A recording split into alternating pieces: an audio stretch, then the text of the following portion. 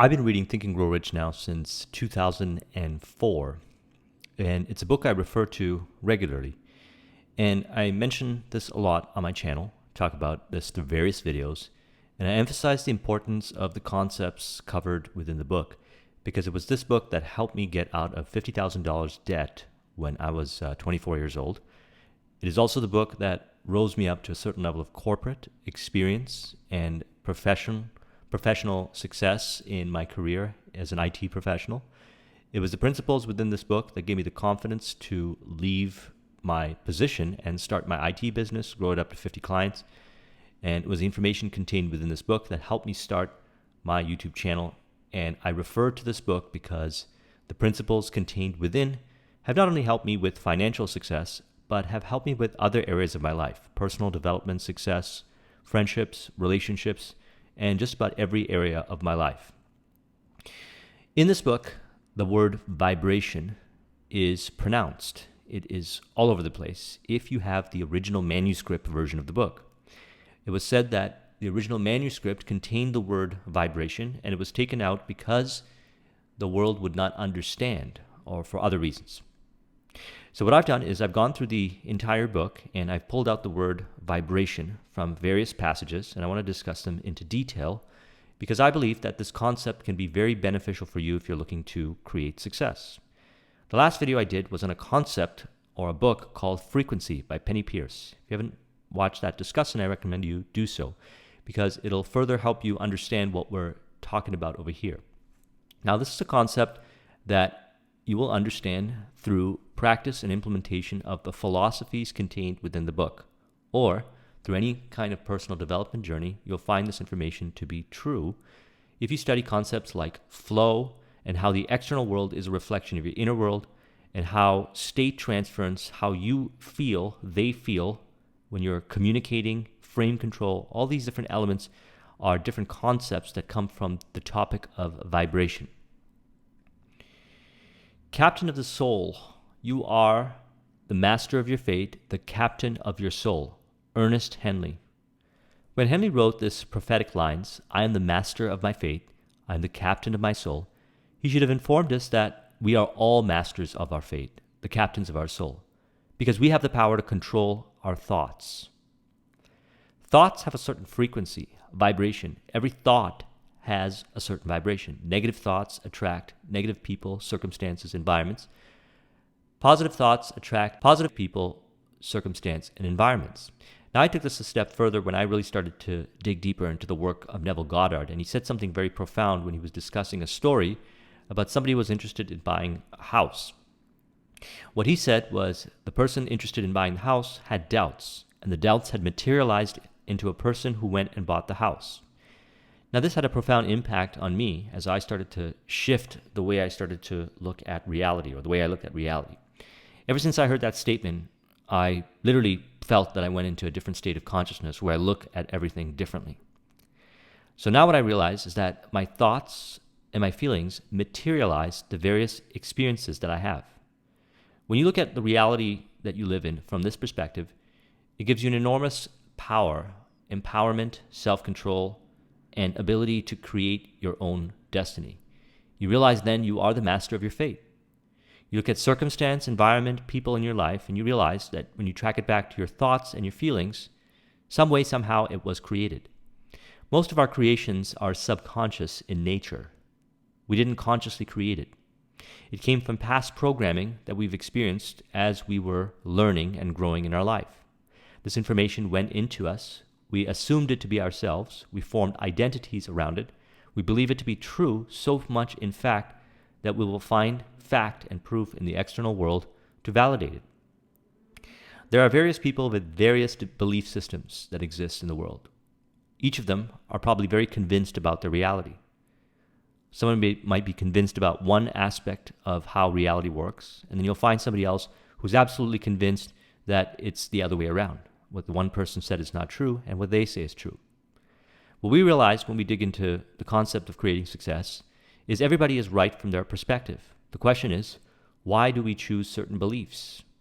Well, beliefs essentially help us create the reality that we want, materialize our dreams, create success. How you believe reality to work is going to determine how you navigate reality, how you treat people, how you navigate environments.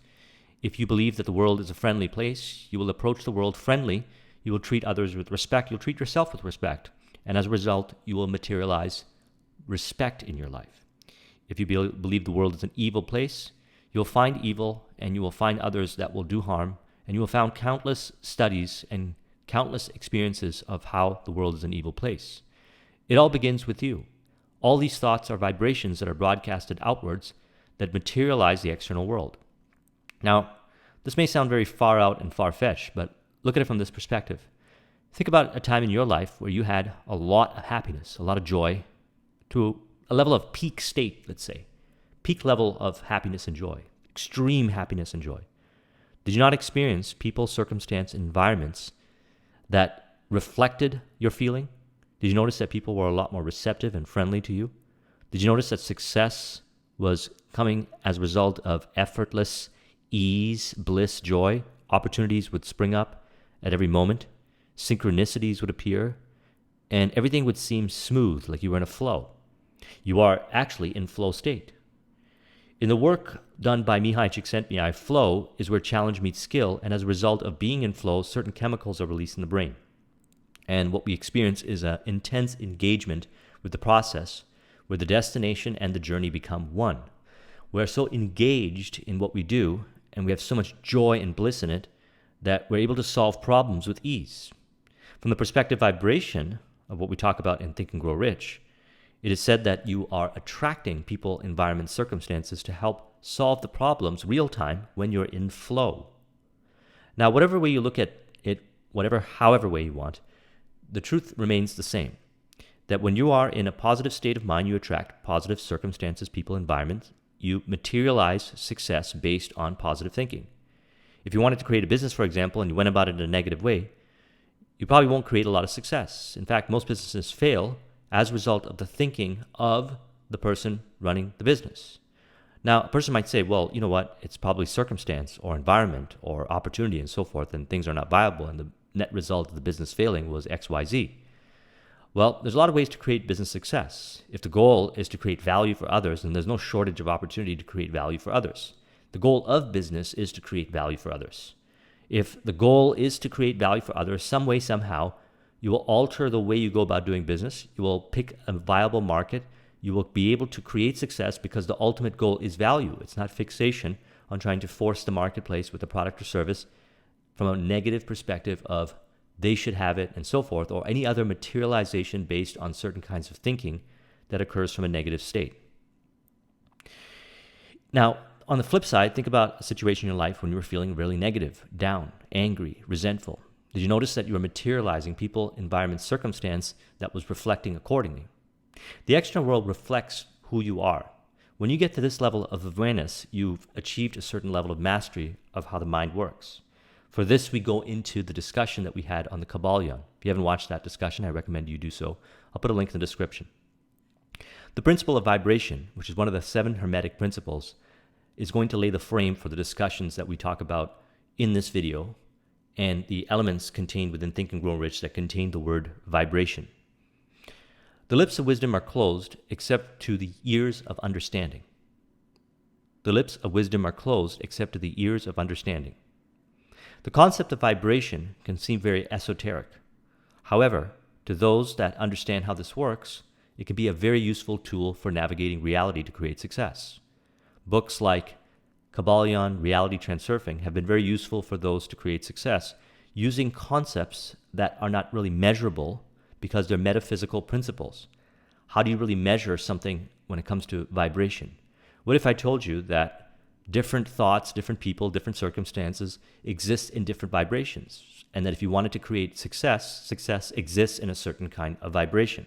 And all you have to do is rise yourself and tune yourself up to that vibration with various thoughts, emotions, actions, behaviors, and so forth, and then you will start to attract people, environment, circumstance, and move towards creating the success you want through the actions.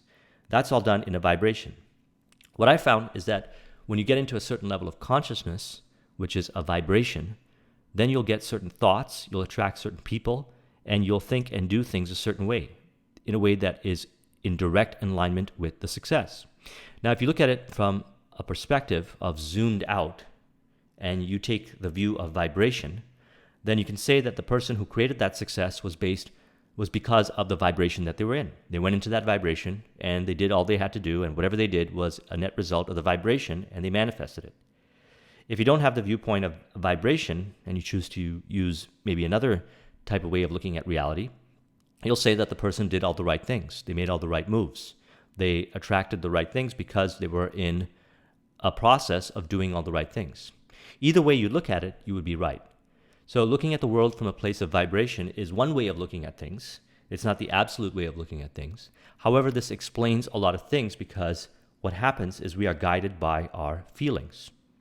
So a lot of times now, as we raise our consciousness, as we do work on ourselves and become more aware of how we impact our environment, we can become very sensitive and attuned to the frequencies and the vibrations around us. Again, we discuss this a lot in the book, Frequency by Penny Pierce. So you walk into a room and you feel positive about the people in that room. And then what you notice is that there's a mastermind. There's a generating of ideas. Perhaps there's somebody in that room that you connect with and you go on to create success, or you go on to advance in whatever area of your life that you choose. Then you go into another environment and you feel very negative. You notice that you don't feel good in the room of people. And no matter what you try to do, disputes, negativity, outcomes, low self-esteem gets manifested, and as a result, it sets you back. You can feel it, is what I'm really getting at. You can walk into one room and you can feel good. You walk into another room and you don't feel good. That is an example of vibration. Now, think of a time in your life when you've created success. Notice how the moves that you've made have been based on feelings and hunches that you had, where you felt that moving in that direction would help you. And sometimes that moving in the right direction was not something that you logically could explain, but you did it anyways, and you were able to produce results. You were able to create success. Now think about a time in your life where you dishonored that. Instead, you moved in a direction of negativity, negative outcome, resulted as a result of following that negative vibration. So in other words, the materialization of following the positive vibration was the positive result, and the materialization of following the negative vibration was the negative result.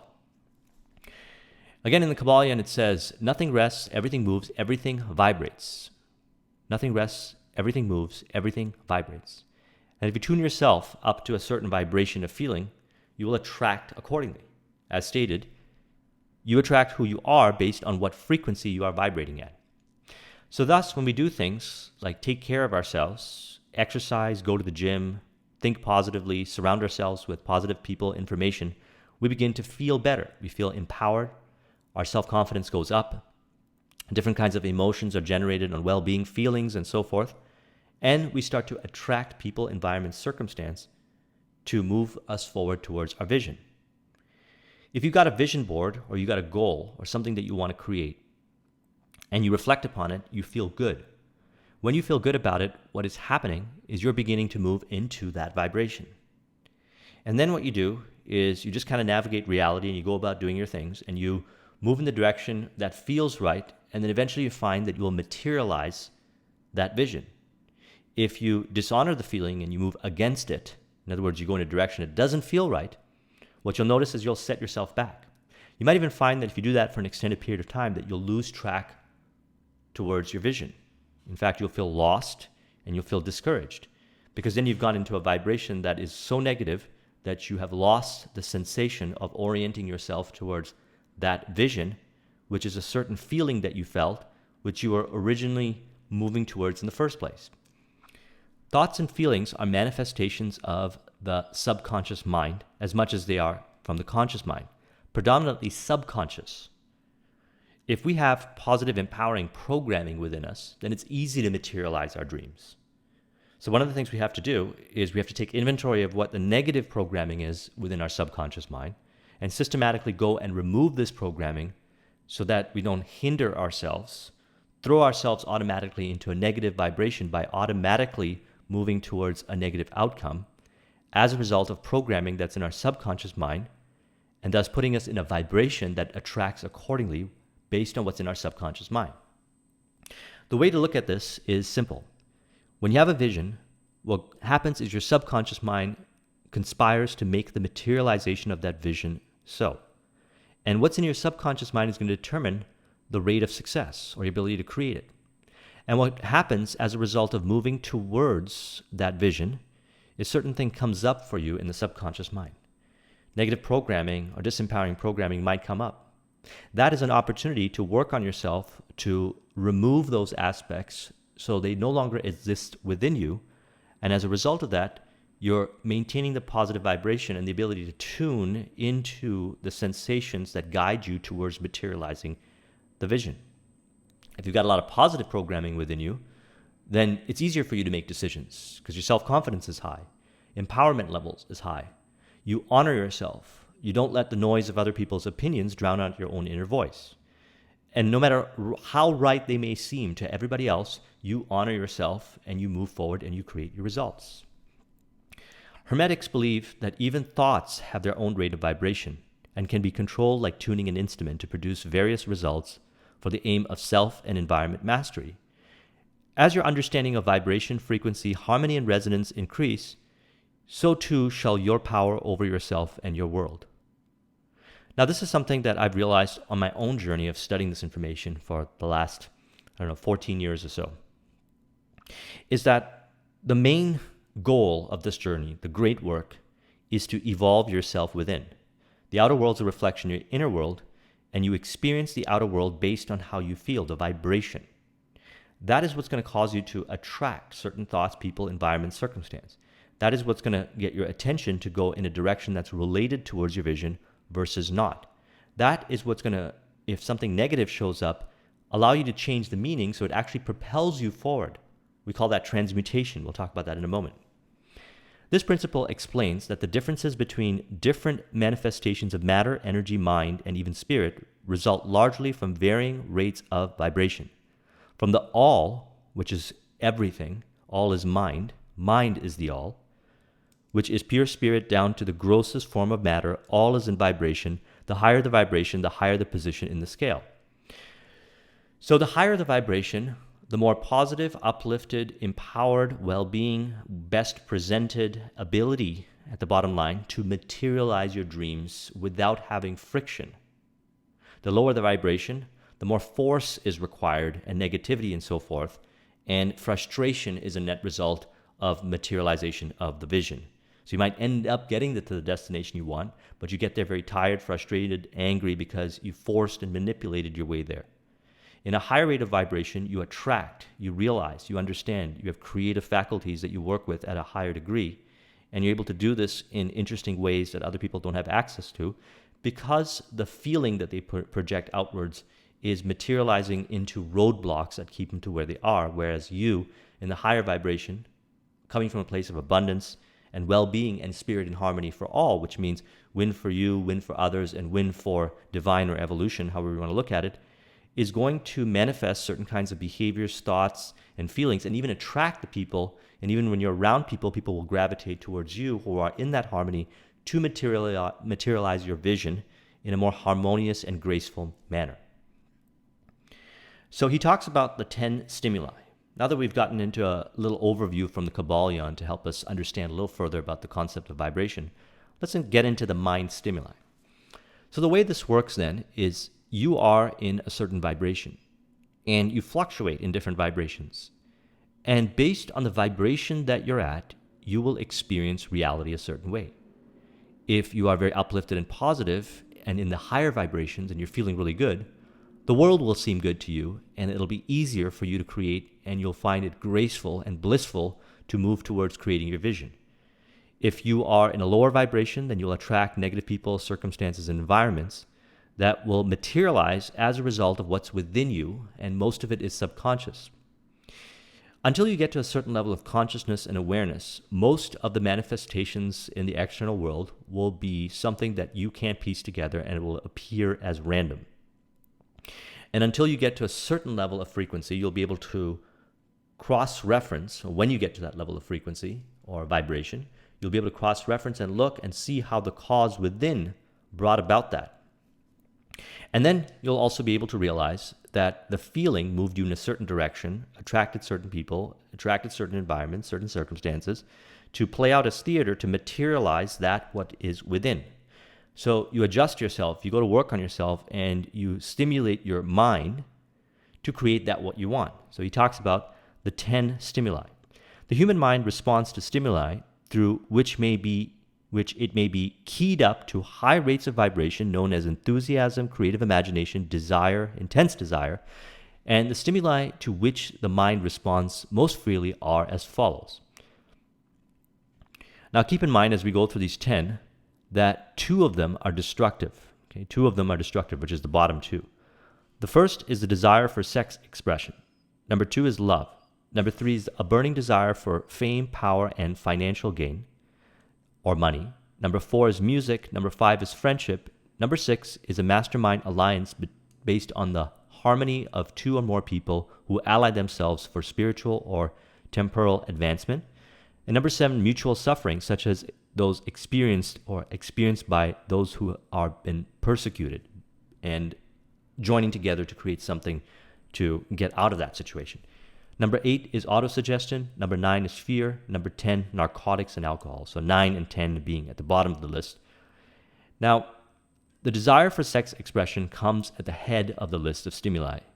Now, the reason why we say this is because sexual energy is creative energy. Okay, so we're not talking about the physical expression of it. We're talking about transmuting, and that's why the whole section is dedicated in Think and Grow Rich, to transmute the desire of sexual expression from a physical outlet over to a creative outlet. Okay, something that drives you, motivates you into action can actually be transmuted, and this is what the Hermetics are very good at. This is called mental chemistry, the ability to transmute one energy or one feeling into another one that will raise your thought vibration, your desire up into a frequency where you are able to manifest what you want or materialize what you want, whatever you want to look, or word you want to look at it, or create what you want. Because you are driven from within to do it, in other words, you won't let anything hold you back. And rather than being at the whim of a physical expression of it, you're able to adjust that energy within and have it expressed through your creative outlet, whatever it may be. Whether it be arts, entrepreneurship, whatever it is that you're looking to create, the desire for sexual expression can be transmuted. Now, this takes practice and an enormous amount of self-discipline. Notice that when you have a burning desire to express sexuality physically, that you will do anything to get it. You will go out of your way, and sometimes people will even do irrational things, even harm themselves and others to get it. Now, when you feel an intense desire for physical expression of sex, it's important to pause if you want to work with this kind of energy here and say, what are the creative outlets where I could channel this energy? And then use that burning desire to do the work that you have to do, the creative expression. Focus intensely on it and allow that expression to go through the work. How do you do that? Well, what you do is you say, by expressing myself, this energy that I have through my work, I will feel a greater gratitude than from the physical expression. Say that to yourself over and over again and realize it. Convince yourself.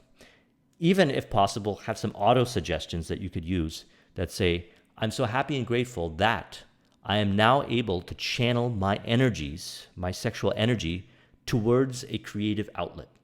And as a result of it, I realize that it's possible. From that, I have a higher degree of faith and confidence in my ability to control my own mind. See, one of the hardest things that we can learn in life, and one of our purposes in life, is to control our mind. And we have different emotions, okay? The desire for sex expression, love, burning desire, music, friendship, the mastermind alliance, all these different kinds of things, emotions, can be geared towards a specific worthwhile outcome. Love is a very powerful one because love will motivate you into something that will be harmonious as far as creation to the benefit of you and others, and as a result, create a lot of success. Your success is going to be a net result of your service to other people. And how can you serve others if you don't love others? So you can see right there, love is being used as an energy to propel someone in a vibration that gets them to behave and act a certain way and attract people in a certain manner to materialize that outcome. The same is to be said with sexual expression. Chief among the stimuli with which this stepping up of the vibrations may be produced is sex energy. The mere possession of this energy is not sufficient to produce a genius. The energy must be transmuted from the desire for physical contact into some other form of desire and action before it will lift one to the status of genius. So this is not to say that you cannot physically express sexual desire. This is to say that you have a powerful tool. It exists within you. And you could use this towards creating your goals, your vision. Now, I'm not professing this is going to be easy, because this is something you have to train your mind to do. Now, you can practice this with many areas of your life. It's called self-discipline. See, a lot of times we want to express a certain way that is a destructive way. And it could be things like motivation to achieve success, but express it in a way where it's hurtful to others. It takes mental power to channel that energy towards a specific worthwhile objective or things you have to do that is in the spirit of harmony of all. It takes practice. And that's the great work. Because if you do that to yourself, then what's going to happen is you're going to adjust your vibration to a place of abundance consciousness. You're going to level yourself up to be able to then experience certain kinds of people, environments, and circumstance that are a direct reflection of that authenticity and genuineness and your earnestness and desire to serve. And you'll be able to attract people, resources, and so forth to create that what is you desire. So love is what it comes from, or that's the place where this kind of vibration comes from, love. Now, when we talk about concepts that we learn from books like Power versus Force or Letting Go by David Hawkins, he refers to the levels of consciousness, and there's all these levels of consciousness. In the highest degree, or one of the highest levels of consciousness, is love, and specifically unconditional love. So we're not talking about conditional love here, as in, I'll do this for you and I love you, and if you don't do it back, I don't love you. It's unconditional love. It's the highest form of expression. If a person goes into a vibration of unconditional love, they put out such an energy that they attract people automatically, circumstance, environment, which is a direct reflection. It's a materialization. So what is it? Everything is a materialization of a vibration. How you feel is attracting and creating your reality. If love is how you feel and unconditional love is you as a being, then as far as your senses can perceive is the materialization of that love. That's why it said in the Bible, the kingdom of heaven is within you. Because it's a feeling, it's a vibration. When a person goes into that vibration, they experience it accordingly.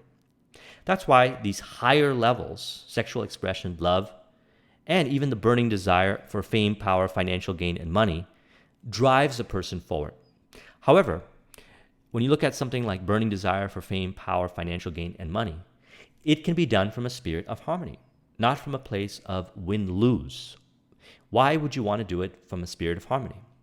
Because what I found in doing it in the spirit of harmony, which is win for me, win for the person I'm transacting with or doing business with, and win for evolution or divine manifestation or whatever way you want to look at it, divine expression, you are going to attract certain kinds of forces that will come to your aid, certain kinds of motivating factors, ideas, thoughts that come from infinite intelligence. So the idea is this: the higher your vibration, the more and greater and pure and clear your connection with infinite intelligence. So we have our conscious mind, we have our subconscious mind, and we have infinite intelligence, or some call it superconscious mind. So the way this works is we go through life, we learn different kinds of things, and negative, disempowering programming keeps us at a lower vibration. And this information gets stored in our subconscious mind and breaks the connection between the subconscious mind and infinite intelligence, and subconscious mind and the subconscious mind of everyone else, because I believe that we're all connected via the subconscious mind. Once we begin to clear the negative elements out of our subconscious mind and operate from a place of unconditional love and the spirit of harmony, we then have access to infinite intelligence, which gives us the information. Now, this will only be experienced by somebody who continuously cleanses out their subconscious mind from negativity, disempowerment, anger, and resentment towards others, and so forth. Any kind of negative feelings and emotions towards themselves and others, or just about anything in reality. Someone who has the ability to see the good in things will have access to this knowledge that will be given to them. And that's why in the Kabbalion it says, the lips of wisdom are closed except to the ears of understanding, because this information is given to you from the voice within. The voice within will have access and will speak to you. And those that understand how this stuff works and follow the information based on, let's say, Yogananda's work, self-realization, will realize that they will have a deep connection, intuitive connection to the voice within. And that's why Steve Jobs said, don't let the noise of others' opinions drown out your own inner voice. In order to find that inner voice, which is your connection to infinite intelligence, you have to cleanse your subconscious mind of negative elements that is distorting the connection. The connection is there. You have to remove the distortion by encouraging empowering thoughts and releasing fear, shame, doubt, guilt, resentment, and so forth, any of the negative emotions. And there is an emotional scale. I can't remember which video I did, but Esther and Jerry Hicks, or Abraham Hicks, have this emotional scale that you can probably just do a search on the internet and find it. And there's positive emotions and negative emotions. So the negative emotions will attract the different experiences, people, environment, and circumstance that reflect what is in that vibration of that emotion. And that's because it exists within you. So what exists in the external world is what exists within you.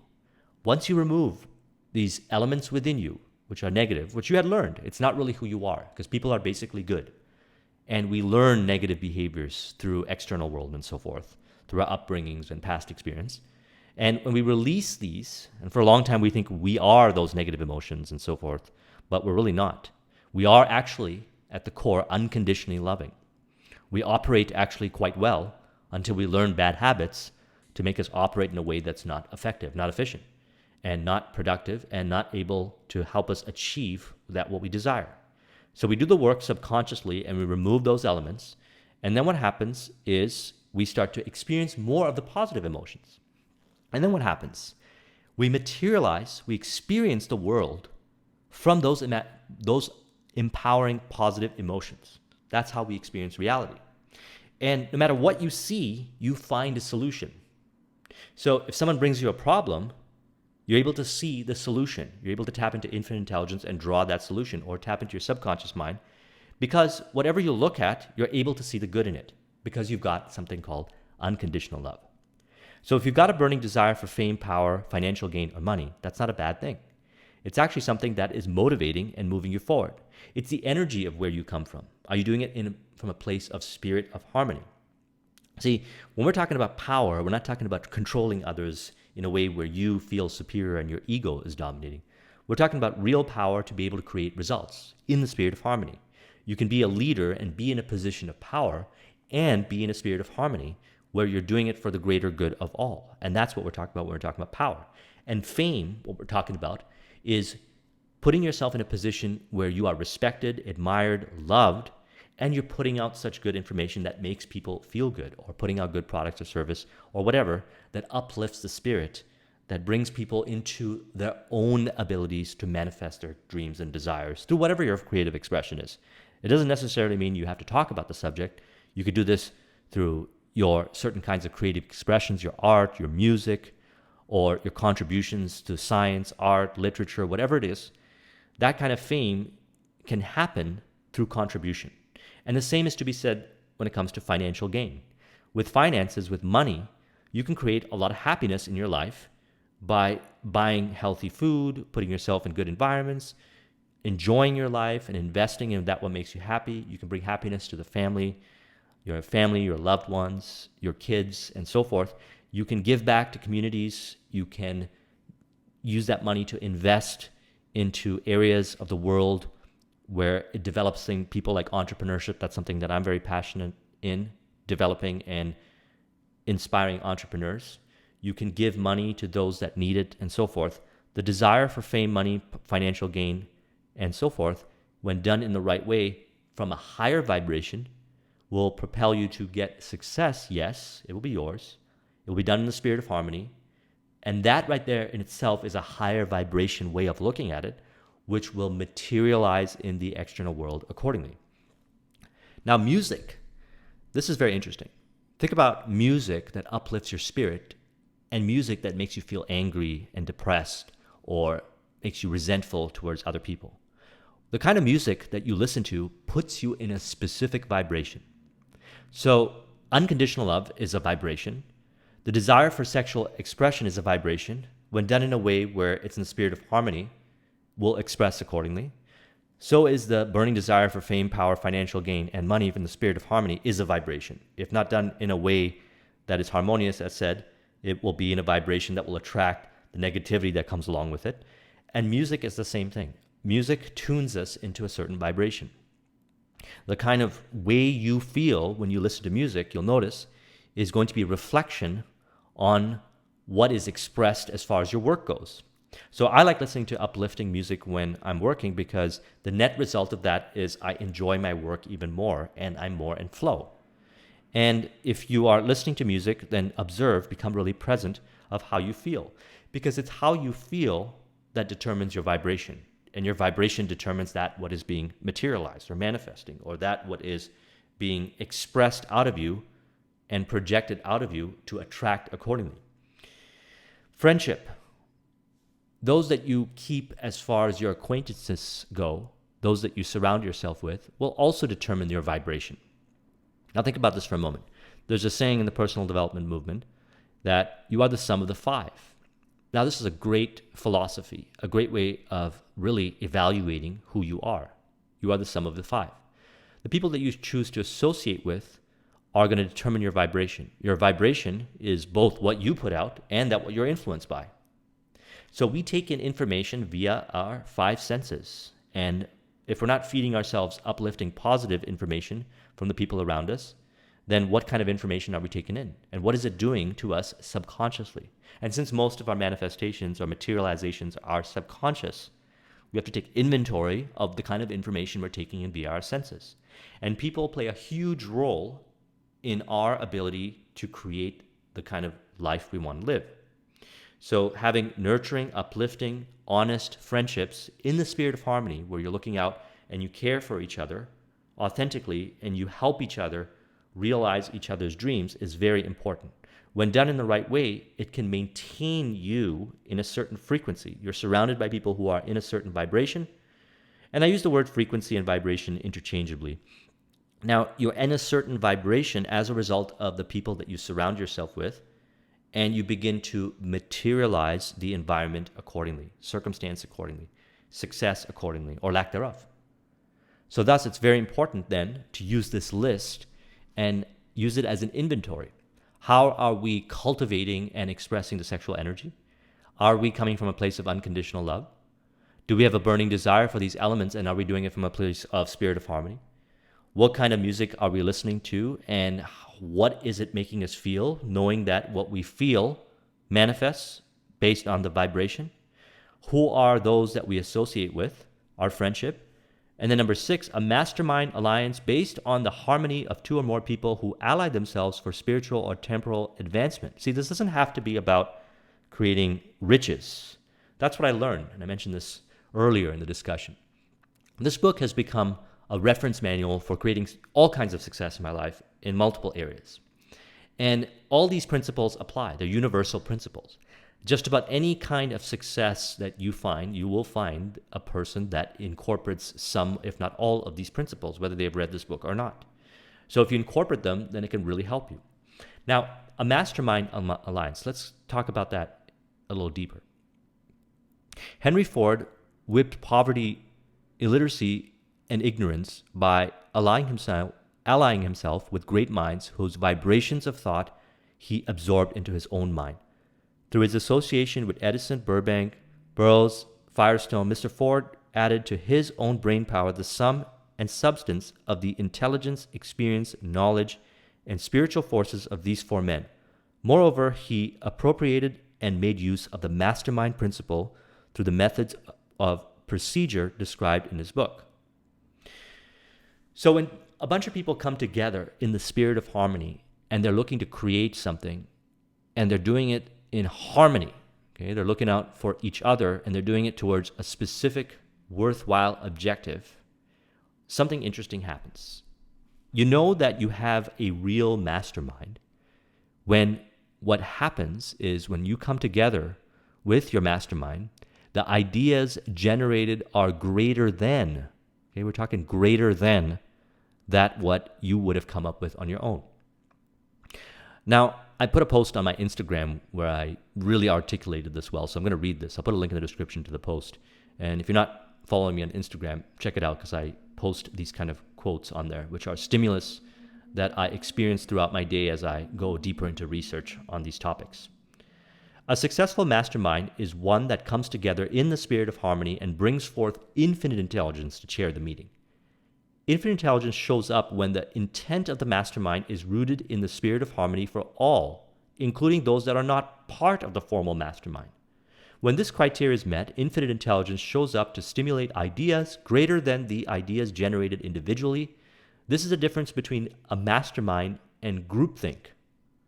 See, there's a difference between mastermind and groupthink. Mastermind is coming together in the spirit of harmony for the greater good, for those that are involved with the mastermind directly and indirectly, to stimulate ideas, to take everybody into a certain vibration in which they draw information from infinite intelligence, come up better ideas than they would have come up on their own.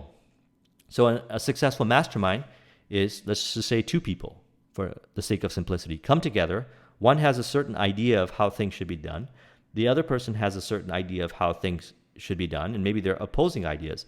They sit down, they're in the spirit of harmony, and as a result of the conversation and discussion, they come up with an even better idea than they could have come up with on their own. That idea is greater than the individual ideas, and putting that into place ends up propelling the objective even further.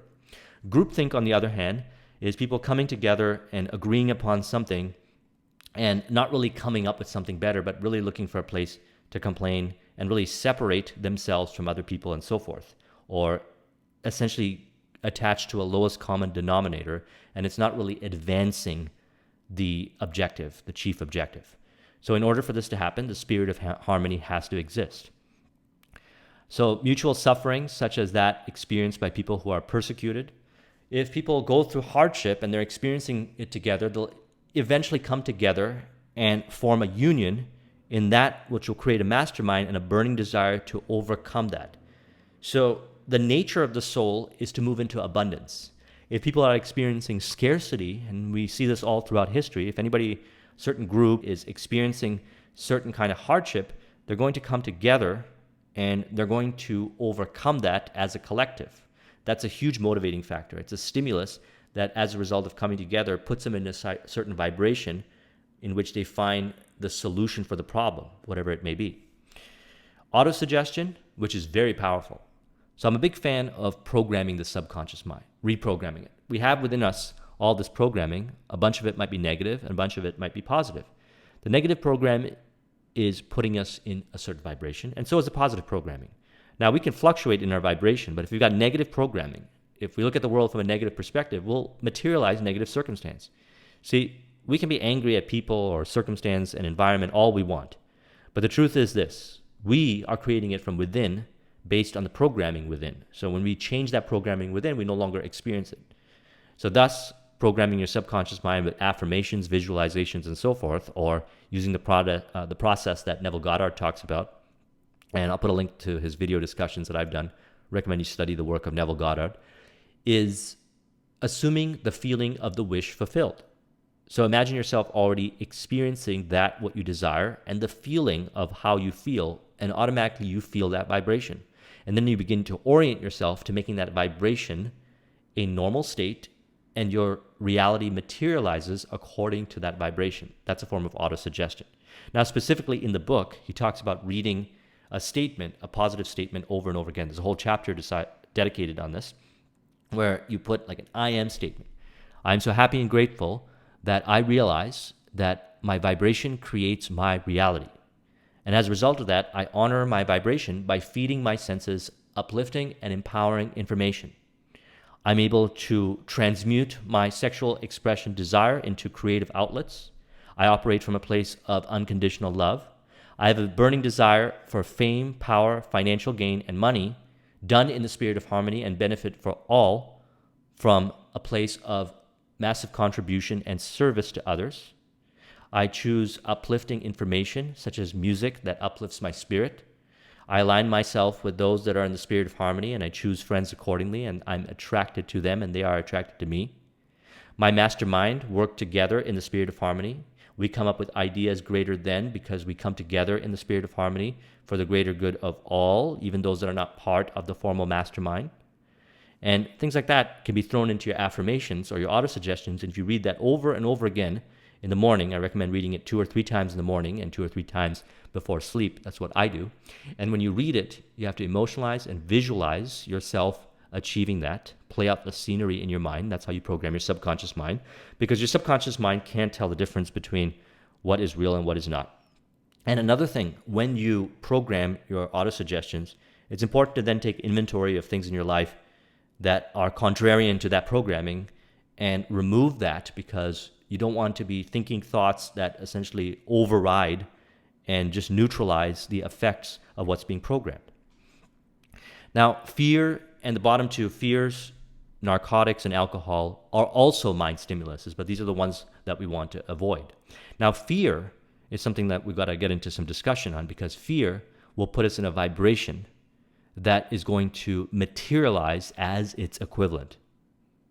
A man whose mind is filled with fear not only destroys his own chances of intelligent action, but he transmits this destructive vibrations to the minds of all who come into contact with him, and destroys also their chances. So vibration is contagious. The feeling is contagious. State transference. If you go into a mastermind, or you are with your friends or whatever, around people, and you have a lot of fear in you, you're going to transfer that to the other person. And people don't want to experience fear, so they're going to gravitate away from you. So it's important then to cleanse yourself from fear and come from a place of abundance, can-do, unconditional love, and so forth, spirit of harmony, and that will attract the right people to you. Even a dog or a horse knows when its master lacks courage. Moreover, a dog or a horse will pick up the vibrations of fear thrown off by its master and behave accordingly. A good movie to watch is Buck. It's a movie about someone, they call him a horse whisperer. And I've talked to a lot of people that work with horses, and it's very interesting because a lot of them talk about this, the ability of the horse to be able to sense your vibrations and so forth. So I went through a number of locations, stables, and so forth, where they demonstrated this to me, and it was very fascinating. And they really can sense how you feel. Now, it's not just horses that sense how you feel, it's people that sense how you feel. And some are more sensitive than others. Those that actually have a lot of opportunity to work with, to create the kind of results, those that you want to mastermind with, are also very astute and sensitive to the vibrations of others, and they won't allow negative vibrations to get to them. So if you're projecting things like fear, doubt, and indecision, you might find these people moving away from you. Lower down the line of intelligence in the animal kingdom, one finds the same capacity to pick up the vibrations of fear. A honeybee immediately senses fear in the mind of a person for reasons unknown. A bee will sting a person whose mind is releasing vibrations of fear. The vibrations of fear pass from one mind to another just as quickly as and as surely as the sound of the human voice passes from the broadcasting station to the receiving set of a radio, and by the same medium. Mental telepathy is a reality. Thoughts pass from one mind to another voluntarily, whether or not its fact is recognized by either the person releasing the thought or the person who picks up those thoughts. So I believe we're all connected to each other via our subconscious mind. And people are not going to allow you into their subconscious mind to communicate with them if you don't come from a good place of spirit of harmony and you haven't cleansed yourself of your own fears, doubts, indecisions, and negativity, because what you're essentially doing by connecting with their subconscious mind is you're projecting that in there.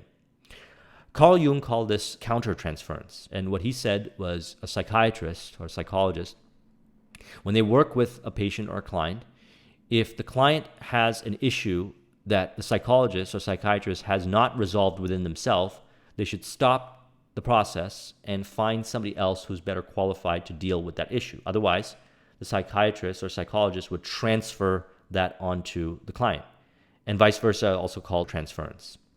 So this is important. When we have negative programming that's within us and we're not conscious of this, we're going to transfer it to another person. And when we're conscious of it, we need to work on it. So the way to really know what's going on within us is to look at the results that we have. The results speak volumes. As much as this stuff might sound pretty far out, and to those that might not understand it, it may seem a little unbelievable, the results is what we want to look at, the concrete results. What is the net result of your life right now? And to realize that there's something within you that's creating that. What is it? Reflect within and do the work on yourself. The more you start to reflect and cross-reference what's happening from feelings within, the more you're going to raise your consciousness. Your awareness is going to increase. The more you study this kind of information, the more aware you become. What's going to happen is you're going to go in and find the cause within and adjust that accordingly. And then you're going to project a certain energy that is of a certain vibration that's going to materialize accordingly. Now, speaking about the telepathy thing, what happens is when you cleanse yourself up, your subconscious mind, and your thoughts are pure, your quality of character is really good, and your mind is not riddled with negativity and disempowering belief, and you genuinely come from a place of unconditional love, you're going to notice that you're going to have a connection, deep connection with people's subconscious. They're going to allow you into their subconscious. You're going to get into sync and harmony. This is very important when it comes to leadership. So if you're in a leadership position or you want to assume a leadership position, you have to go first in cleansing yourself. Otherwise, people are not going to trust you. They can feel your vibration, and there's nothing that you can say or do that will convince them. Now, overall, the world consciousness is going up. So we're making judgments based on how we feel rather than people slick talking and the way they talk, because someone can wordsmith and sound really nice, but if you don't feel the trustworthiness coming from within them, you're not going to want to deal with them. And if you have a high degree of self-confidence and self-esteem, which is very important, cultivating self-love, self-esteem, self-confidence, and that's why I recommend the book 6 Pillars of Self-Esteem by Nathaniel Branden. Put a link in the description. I did a discussion on it. Because when you get that feeling, you have to honor it. If someone's slick talking you and it doesn't feel right, you have to honor that feeling, because they might just be knowing what to say to you, but deep down inside, you know that they might not have your best interest at heart, and you have to honor that feeling. If you have a high degree of self-esteem and self-confidence, you will honor it. But if you don't have it, you'll allow yourself to be persuaded in that direction that's not helpful to you. So as a leader, you don't want to come from that place. You want to come from a place of abundance, prosperity, real appreciation, joy, and leadership. So one of the things that I've learned in this journey is how to become a better educator, how to become a better teacher. And I'm constantly evolving in this realm because it's so important to me. I enjoy teaching. And one of the things I find is that in earlier stages, we learned where somebody would teach us something and they would infuse the teaching with some shame. So they would say something like, okay, you didn't do that properly. Why didn't you? They kind of get angry at you for not doing it properly. And they show you a way to do it, and it might be the right way to do it, but infused with that communication is some anger. So guess what? That goes into your subconscious mind. Not only do you learn the lesson of what they're trying to teach you, but you learn something that you have to then go and remove later on, shame through people in your life. And, they didn't know better. They didn't have this kind of understanding and so forth. They weren't at the level of consciousness that we're at today. So if you want to become a good leader, then when you teach and you lead others, don't throw in any shame or fear into your leadership. Now, this is going to involve growing yourself, involve leading yourself to a higher level of awareness and caliber of operation. That's what's going to involve. But it's required because as consciousness goes up, more and more people are detecting when someone's infusing some negativity in their subconscious mind. So it's required for the leaders of tomorrow to be like that. A person who gives expression by word of mouth to negative or destructive thoughts is practically certain to experience the results of those words in the form of destructive kickback. The release of destructive thought impulses alone, without the aid of words, produces a kickback in more ways than one. First of all, and perhaps most important to be remembered, the person who releases thoughts of a destructive nature must suffer damage through the breakdown of the faculty of creative imagination. Secondly, the presence in the mind of any destructive emotion develops a negative personality which repels people and often converts them into antagonists. The third source of damage to the person who entertains or releases negative thoughts lies in this significant fact These thought impulses are not only damaging to others, but they embed themselves in the subconscious mind of the person releasing them, and they become part of his character. Very important. If we do not cleanse the negativity that's within us, that we're projecting outwards, which is materializing, which is putting us in a certain vibration and materializing accordingly, then we're doing two things. We're staying in that vibration, and we're further emphasizing in our subconscious mind to remain in that vibration. A mind stimulated is any influence which will either temporarily or permanently increase the vibrations of thought. So all these things increase the vibration of thought. Some of them decrease the vibration of thought, lower vibrations and higher vibrations. The 10 major stimulants described are those most commonly resorted to.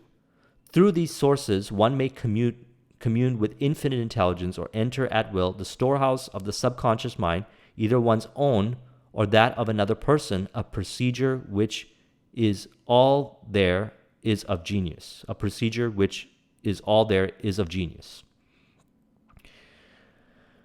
The method by which you may communicate with infinite intelligence is very similar to that through which the vibration of sound is communicated by radio. If you understand the working principle of radio, you of course know that sound cannot be communicated through the ether until it has been stepped up or changed into a rate of vibration which the human ear cannot detect. The radio sending station picks up the sounds of the human voice and scrambles or modifies it by stepping up the vibration millions of times. Only in this way can the vibration of sound be communicated through the ether. After this transformation has taken place, the ether picks up the energy, which originally was in the form of vibrations of sounds, carries the energy to radio receiving stations, and these receiving sets step that energy back down to the original rate of vibration, so it is recognized as sound.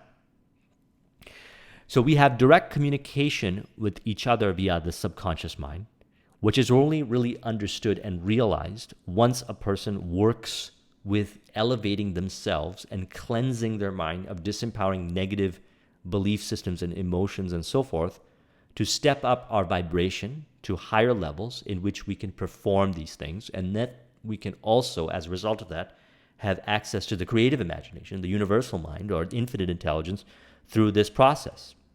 Now, what you'll find when you do this is you will start to, interestingly, attract more sales for your business. People will show up unexpectedly, and things will just work in ways that don't really make any logical sense. I mean, you can connect the dots, and that's why Steve Jobs said, you can't connect the dots looking forward, you can only connect them looking backwards. He was talking about these kind of things.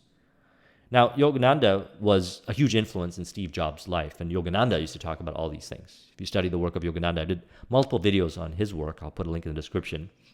He talks about our connection to infinite intelligence. And we have this ability to do this when we practice cleansing ourselves of these destructive ways of living life, negativity, scarcity, and so forth. Because that keeps us at a lower vibration. And in the lower vibrations, we have to do things with force. In the book Power versus Force, higher states of consciousness, that's where real power is. See, a lot of us confuse power because for many years, power was associated with physical, mental, and emotional force. Real power is making things happen by working with the vibration. I'll say this again, very important.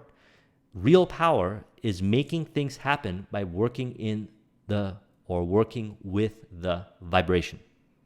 So that stated, what you do is you tune yourself into the vibration that is in reflection of that what you want to materialize, and then some way, somehow it shows up. You'll do things, you'll attract people, it'll be a mix and match. That's all just a story.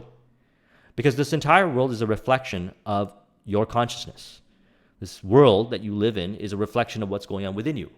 And you have programming that's going on within you as a result of different kinds of experiences and learnings that you've had in your past. And that information is stored in your subconscious. And most of you right now is subconscious, unconscious. You haven't really realized yourself to that degree. And more so, by doing this work on yourself, you're going to realize yourself, who you are, even more and more. And then you're going to find this programming within you and you're going to release it. And this stuff's going to work even more profoundly. So again, when you've stepped up the vibration by cleansing yourself, disempowering programming and so forth, You'll have access to be able to draw information from infinite intelligence through the voice within. You will learn to trust and honor yourself. You will operate from a spirit of harmony because you realize that it's easy to create abundance when you're in a higher vibration, because all you do is go into the vibration where the materialization or where that thing or whatever it is you're looking to create in the spirit of harmony exists by elevating yourself. And then whatever happens, you might take some actions, you might attract people, and you'll notice that things will come to you a lot easier. It will just kind of show up and so forth because it's a manifestation of what exists in that vibration. Now, what people do is they keep themselves in a certain collective vibration through fear and so forth, and they don't go into these higher vibrations. So until we release these fears, doubts, indecision, negativity within us, we'll continue to experience reality from this very limited scope that's available.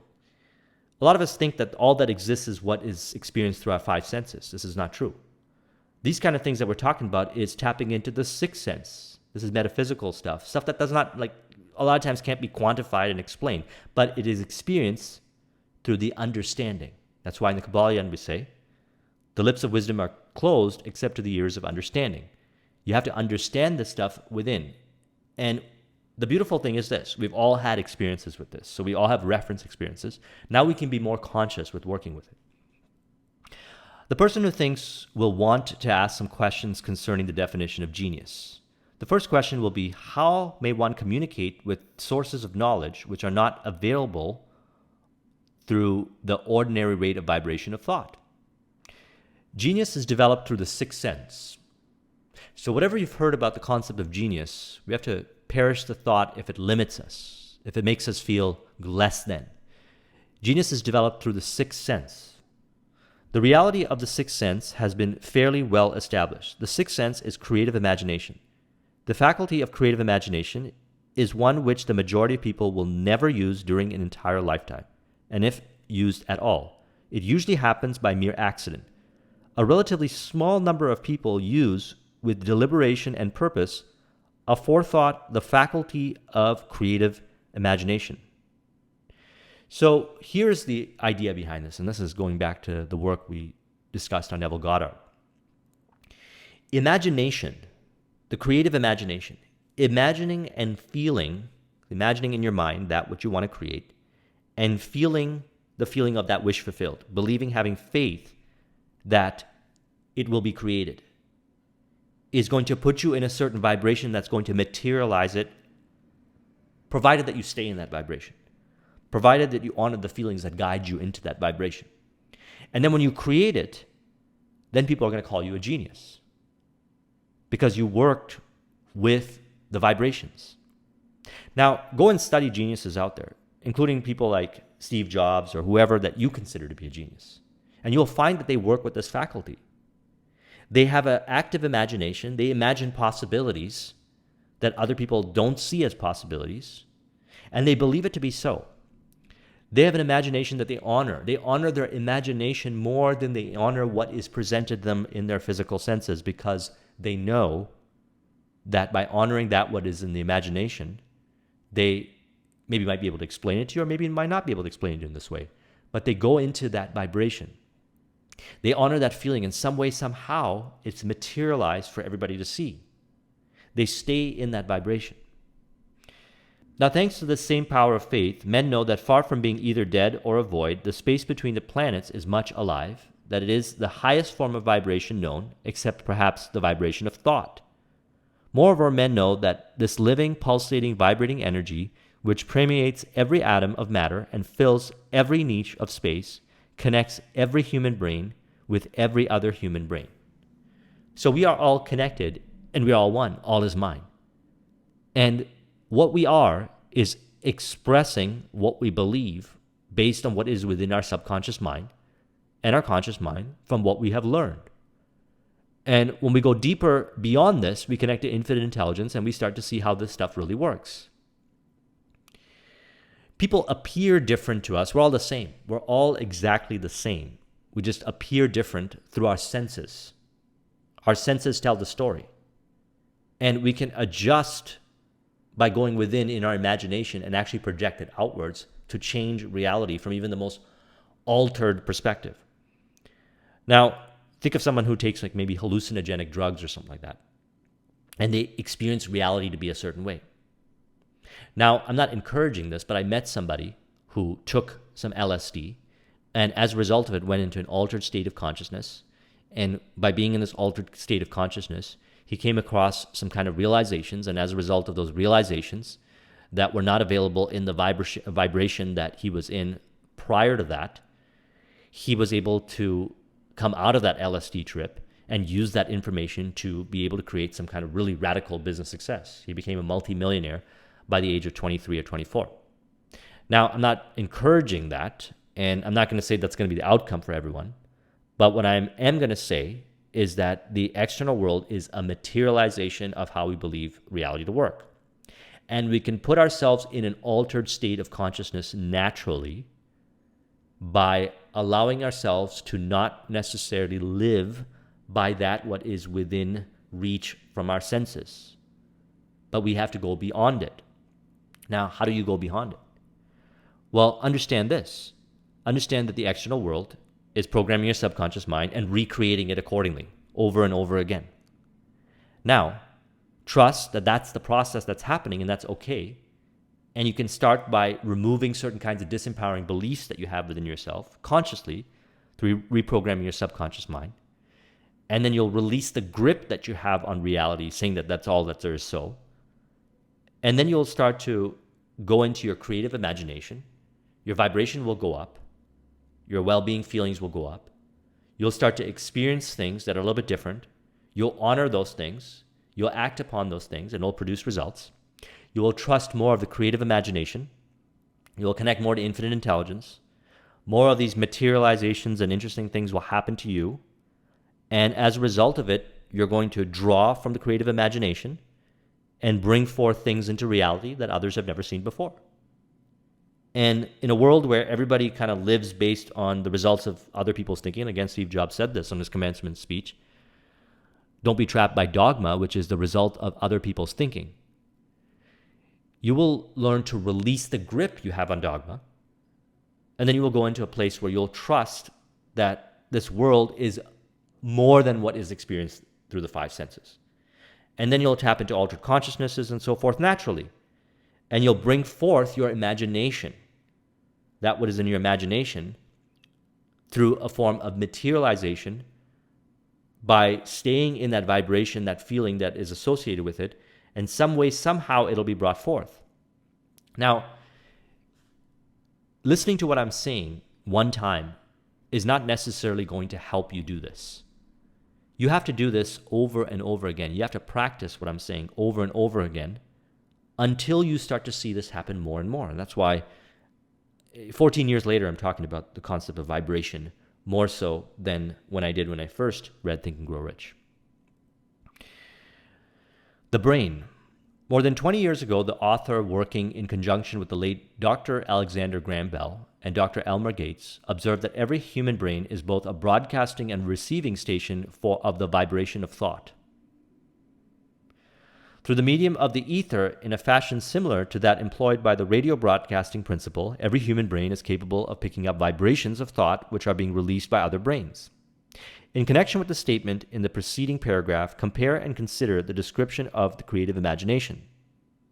As outlined in the chapter on imagination, the creative imagination is the receiving set of the brain, which receives thoughts released by the brains of others. It is the agency of communication between one's conscious or reasoning mind and the four sources from which one may receive thought stimuli. When stimulated or stepped up to a high rate of vibration, the mind becomes more receptive to the vibration of thought, which reaches it through the ether from outside sources. This stepping up process takes place through the positive emotions or the negative emotions. Through the emotions, the vibrations of thought may be increased. Vibrations of an exceedingly high rate are the only vibrations picked up and carried by the ether from one brain to another. As we mentioned this earlier, if you want to connect via the subconscious, it's high vibration thoughts that have the ability to do it. No one is going to allow you into their subconscious through the ether if it's negativity. There are defense mechanisms that are there to protect them. Thought is energy traveling at an exceeding high rate of vibration. Thought, which has been modified, stepped up by any of the major emotions, vibrates at a much higher rate than ordinary thought. And it is this type of thought which passes from one brain to another through the broadcasting machinery of the human brain. The result of sex transmutation is the increase of the rate of vibration of thought to such a pitch that the creative imagination becomes highly receptive to ideas which pick up from the ether. On the other hand, when the brain is vibrating at a rapid rate, it not only attracts thoughts and ideas released by other brains through the medium of the ether, but it gives to one's own thoughts the feelings which is essential before those thoughts will be picked up and acted upon one's subconscious mind. The subconscious mind is the sending station of the brain through which vibrations of thoughts are broadcast. The creative imagination is the receiving set through which the vibrations of thoughts are picked up from the ether. So again, we've got our conscious mind, we've got our subconscious mind, and our subconscious mind is connected to infinite intelligence. We have within our subconscious mind the abilities to recreate reality on autopilot based on stimulus. And what we can do is we can cleanse the subconscious mind from negative programming. And then what will happen is it'll open up the connection to infinite intelligence. And it is through our imagination that our subconscious mind works with infinite intelligence to bring forth the materialization through the vibration, by placing us in the vibration. So information and insights and perspectives and so forth are generated and experienced in the imagination. That's what Napoleon Hill talks about in the Invisible Council chapter. And that happens at a high rate of vibration after the subconscious mind is ready to receive it through the cleansing of fears, doubts, indecision, and negative programming, and operating more in the spirit of harmony. And it is through the imagination where the subconscious mind, and even the conscious mind, because you're there, is dialoguing and connecting with infinite intelligence and fusing that experience into the subconscious mind, which then the subconscious mind goes and recreates that and is experienced as a materialization by putting someone into a vibration and guiding you through reality, through the feeling, till that materialization occurs. Somewhere in the cell structure of the brain is located an organ which receives vibrations of thought, ordinarily called hunches. So far, science has not discovered where this organ of the sixth sense is located, but this is not important. The fact remains that human beings do receive accurate knowledge through sources other than physical senses. Such knowledge generally is received when the mind is under the influence of extraordinary stimulation. Any emergency which arouses the emotions and causes the heartbeat to more rapidly than normal may and generally does bring the sixth sense into action. Anyone who has experienced any near death while driving knows on such occasions the sixth sense often comes to one's rescue and aids by split second in avoiding the accident. Now, this is interesting because I had this exact experience back in 2010. When I was 2009, 2010, something like that, I can't remember the exact date. I had moved to downtown Toronto. I didn't really need the car anymore. And I was driving back to go see my mom, and I was crossing an intersection, and the driver ran the red light, and everything went in slow motion. And while that experience was going on, I started to actually even have the time to think about, wow, I'm having one of these altered time perception experiences that they talk about, or that I've heard people mention. And then I watched as the glass shattered and the airbags came out, and split second I was able to control the steering wheel and so forth. And I thought that maybe I was severely injured. So I stepped out of the car and I was totally fine. The other person's car was on fire, and thankfully he was okay and I was okay, but the cars were total write-offs. And the tow truck driver shows up and tows the car and said, if you had swerved just a little bit less than you did, you would have hit this reinforcement bar and it would have been total chaos and you would have been severely injured. Now, I watched and I experienced, and I always believe everything happens for a reason. As time perception, everything was altered, and I was able to think, even that, I was experiencing that. And I was even able to control everything with such precision in that moment. And that is an exact example of this. And it's interesting because as I was putting together the quotes in this book, I totally forgot that he had mentioned this in the book. Persistence. This is the last point of discussion. Now, what I'm talking about here when we're saying vibration is something that you experience through understanding, through reference experience. Now, you've had many reference experiences in your life. The question is, are you going to honor those reference experiences? If you think that this world is only a net result of what you experience in your five senses, what other people tell you, then you're not working with your creative imagination. And it is in the higher vibrations where you have access to this creative imagination. So what do we need to do? Well, what we need to do is we need to focus on being in flow and honoring positive sensations and honoring our vibration. Because then when you do that, what you'll notice is that you'll start to get more hunches, inspiration, and creative ideas. These ideas, hunches, and creative thoughts are going to come out of nowhere. You're not even going to think about where these came from. You're not even going to be able to track the connects of where it came from, but they will show up. And this is how you know you're at a certain level of vibration. Now, if you honor those ideas and you act upon it, you'll start to produce results. And whatever you did to get yourself in that vibration is very important to you. That's why I recommend flow state, because flow is essentially a way of getting yourself into a vibration that will tap into the creative imagination. When you're in flow, you experience that creative knowledge, insights, perspective show up when you're in flow. The question then is, what are the things that get you into flow? And what are the things that break your flow? What are the things, now that we've discussed vibration to a certain degree, you should have a really good understanding. Because how do you know? It's how you feel. What are the things that uplift you, inspire you? What are the things that came up for you that put you in a lower vibration, that make you feel negative, make you feel angry towards yourself and others? Fears, shame, guilt, doubt, indecision. What are those things? And do the work of reprogramming your subconscious mind to remove those. Because that information is not you. You've identified with that information. That information came from past experiences and teaching and so forth. And it is not you. That negative information is distorting your ability to think creatively. That negative information is distorting your connection to the sixth sense. Perhaps if I never did this work on myself, I would not have the sixth sense show up when I was in that car accident. Perhaps if I didn't do the work on myself, I wouldn't have the sixth sense show up as many times as it does nowadays to help me. And this is why Napoleon Hill said in Think and Grow Rich, he said, "You'll be warned of disasters." Now, we have to reflect upon this because we have within us the ability to put ourselves in a vibration that materializes our dreams. We have this ability. It's within us. It says in the Bible, the kingdom of heaven is within us.